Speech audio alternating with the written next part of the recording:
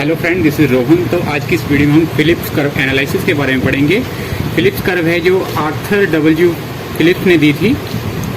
Philips इस curve को देखने से पहले सबसे पहले हम इसकी थोड़ी हिस्ट्री जान लेते हैं। एक तो होती है मॉनेटरी पॉलिसी और फिजिकल पॉलिसी। जो मॉनेटरी और फिजिकल पॉलिसी होती हैं इनमें कुछ गोल्स होते हैं, हम इसमें दो गोल्स देते हैं। एक तो होता है हमारा फुल एम्प्लॉयमेंट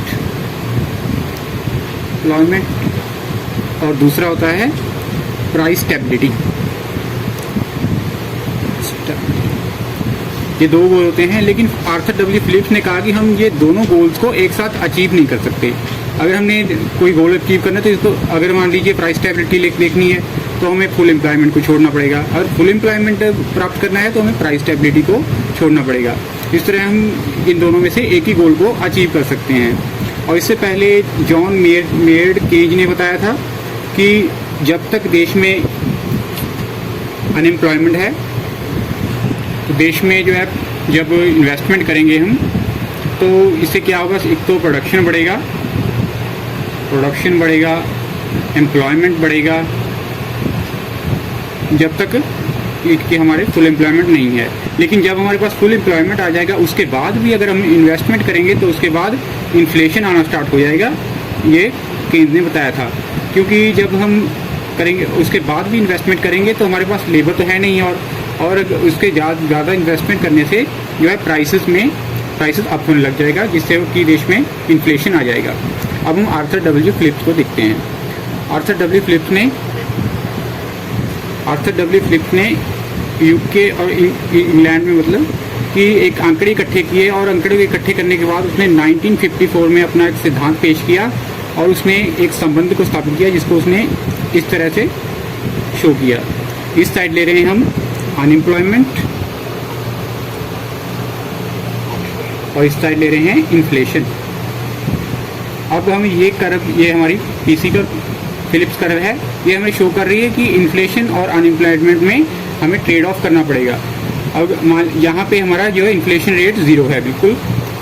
अगर हम चाहते हैं कि अनएम्प्लॉयमेंट हमारा घट जाए, मतलब देश को लोगों को रोजगार देना चाहते हैं, तो मान लीजिए यहाँ पे है इतना हमारा इतने लोगों को रोजगार मिल गया, इतनी अनएम्प्लॉयमेंट कम हो गई है। जब इतनी अनएम्प्लॉयमेंट कम हो जाएगी तो इससे क्या होगा कि देश में इतना ज़्यादा इन्फ्लेशन बढ़ जाएगा। मतलब हम दोनों को एक साथ अचीव नहीं कर सकते। इससे ज़्यादा अगर हम फिर से अनएम्प्लॉयमेंट को कम करना चाहते हैं तो हमें यहाँ तक कि इससे इन्फ्लेशन रेट और बढ़ जाएगी। मतलब जैसे जैसे हम अनएम्प्लॉयमेंट को कम करते जाएंगे उतना देश में इन्फ्लेशन आएगा। मतलब ये दोनों गोल्स हैं हम एक साथ अचीव नहीं कर सकते। ये इस तरह जो कर्व बनाई, इससे जो पॉलिसी मेकर थे उनको आसानी हो गई, क्योंकि वो देखने लग गए कि हम कौन सा गोल है जो पहले अचीव करें, जो इन्फ्लेशन और अनएम्प्लॉयमेंट में से ट्रेड ऑफ होने लग गया। अब हमने इन दोनों में ट्रेड ऑफ तो देख लिया, लेकिन अब ये देखते हैं कि ऐसा होता क्यों है, इसकी एक्सप्लेनेशन देखते हैं। मान लीजिए देश में पहले मंदी की स्थिति है। जब देश में मंदी की स्थिति होगी तो उस समय क्या होगा कि देश में जो लेबर की डिमांड होगी वो कम होगी। जब लेबर की डिमांड कम होगी तो उससे क्या होगा कि जो वेज रेट है वो घटा देंगे। जब वेज रेट घट जाएगा, वेज रेट घटा देंगे। जब वेज रेट घट जाएगा तो कुछ लेबर होगी वो काम करने के लिए तैयार नहीं होगी। इससे क्या होगा कि देश में अनएम्प्लॉयमेंट बढ़ जाएगी। अब इससे उल्ट क्या होगा, अगर देश में तेज़ी है मान लीजिए, तो उस समय लेबर की डिमांड ज़्यादा होगी। लेबर की डिमांड ज़्यादा होगी तो उसको वेज रेट भी बढ़ानी पड़ेगी।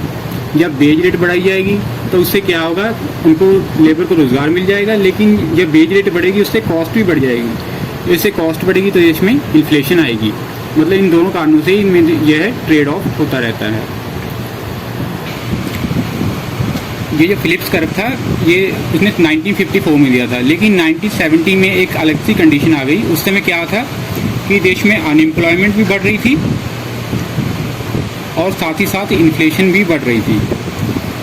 लेकिन जो फिलिप्स ने बताया था वो बताया था कि इन दोनों में ट्रेड ऑफ होता है। मतलब जब अनएम्प्लॉयमेंट होगी तो देश में इन्फ्लेशन कम होगा, और जब इन्फ्लेशन होगी तो अनएम्प्लॉयमेंट कम होगा।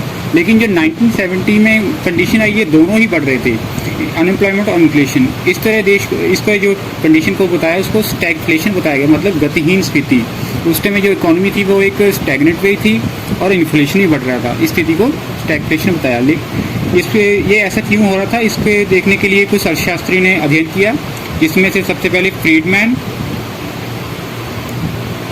और फेलिप्स ने सबसे पहले बताया था। और उसने बताया था कि जो फिलिप्स कर्व है ये शॉर्ट रन में ही सही होता है, लेकिन ये जो लॉन्ग रन में होता है वो फिलिप्स कर्व एक सीधी रेखा में हो जाता है। ये हमारा ये देखिए, ये हमारा पीसी कर्व ये शॉर्ट रन के लिए है, लेकिन जो फ्रीडमैन और फेलिप्स ने बताया था कि ये लॉन्ग रन में है वो ये सीधा हो जाता है। उसने ये यहाँ पे सीधा होता है, इसको उसने नेचुरल रेट ऑफ अनएम्प्लॉयमेंट बताया है। ये वो रेट होती है जहाँ पे जो देश की इकोनॉमी होती है अपनी कंडीशन के मुताबिक अनएम्प्लॉयमेंट में रहती है। ये देश में रहती है, कुछ संरचनात्मक कारण होते हैं जिसके कारण ये इतनी अनएम्प्लॉयमेंट रहती है। अब मान लीजिए कि देश की जब गवर्नमेंट है अनएम्प्लॉयमेंट को कम करना चाहती है और उसने देश में इन्वेस्टमेंट बढ़ा दिया, तो इससे क्या होगा, देश में यहाँ पे आ जाएगा ये कर्व, यहाँ पे इस पॉइंट पे आ जाएगी, इसमें इन्फ्लेशन रेट बढ़ जाती है और अनएम्प्लॉयमेंट कम हो जाती है। इसको देखने के लिए हमें सबसे पहले मनी इल्यूजन को समझना पड़ेगा। मनी इल्यूजन, अब हम देखते हैं सबसे मनी इल्यूजन क्या होता है। मान लीजिए कि देश की जो इनकम है किसी की, वेज रेट 1000 से 2000 हो जाती है, मतलब 10,000 से 20,000 हो जाती है। तो अगर नॉमिनल रूप में देखें तो उसकी जो वेज रेट है बढ़ गई है, लेकिन साथ ही साथ हम देखते हैं कि जो प्राइस तो है वो भी डबल हो गए। मान लीजिए प्राइस रेट है वो डबल हो चुका है, तो इससे क्या होगा कि जो उसकी वेज रेट है नॉमिनल रूप में तो बढ़ रही है, लेकिन उसकी जो रियल वेज देखें तो रियल वेज उतनी है। इसको बोलते हैं मनी इल्यूजन, मतलब कि जो वेज रेट है उसको लेबर है उसको पता नहीं चला कि साथ में इन्फ्लेशन भी बढ़ी है, वो समझ रहा है कि मेरी इनकम बढ़ गई है। ये ए पॉइंट पे आ गया। जब तक लेबर को नहीं पता चलता कि प्राइस रेट बढ़ा है तब तक वो यहाँ पे रहेगा, लेकिन जैसे ही उनको पता चल जाए कि प्राइस मतलब इन्फ्लेशन आ चुका है तो वो ज़्यादा वेज रेट की डिमांड करेंगे। इससे क्या होगा कि जो इकोनॉमी है फिर से वो इस तरह यहाँ शिफ्ट ए से बी की तरफ शिफ्ट हो जाएगी, और जो पीसी कर्व हमारी थी ए से बी की तरफ शिफ्ट हो जाएगी, और जो हमारी पीसी कर्व थी वो एक नई पीसी कर्व बन जाएगी। अब ये मान लीजिए फिर से जो गवर्नमेंट है चाहती है कि अनएम्प्लॉयमेंट कम हो जाए तो दोबारा से इन्वेस्टमेंट करेगी, तो जो फिर से इकोनॉमी है बी से इधर की तरफ शिफ्ट हो जाएगी सी की तरफ, और इससे देश में अनएम्प्लॉयमेंट कम हो जाती है और प्राइस लेवल है फिर से अप हो जाता है। अब जब तक देश के जो लेबर है उनको नहीं पता चलेगा कि इन्फ्लेशन आई है तो वो यहाँ तक रहेंगे, लेकिन उनको जैसे ही फिर से पता चलेगा कि इन्फ्लेशन बढ़ गई है तो फिर से वो ज़्यादा वेजेस की डिमांड करेंगी और फिर से जो है इस पॉइंट पे ये शिफ्ट हो जाएगी। इस तरह ये हमारी नेचुरल रेट ऑफ अनएम्प्लॉयमेंट होती है देश की, जो कि अपनी संरचनात्मक तब्दीलियों के कारण रहती है। तो आज की वीडियो में हमने फिलिप्स कर्व के बारे में पढ़ा था, कि शॉर्ट रन और लॉन्ग रन के बारे में। तो इसके नेक्स्ट वीडियो में हम डिमांड पुल इन्फ्लेशन और कॉस्ट पुल इन्फ्लेशन के बारे में पढ़ेंगे। तो तब तक के लिए धन्यवाद। सब्सक्राइब करें हमारा YouTube चैनल और बेल आइकन को दबाना ना भूलें।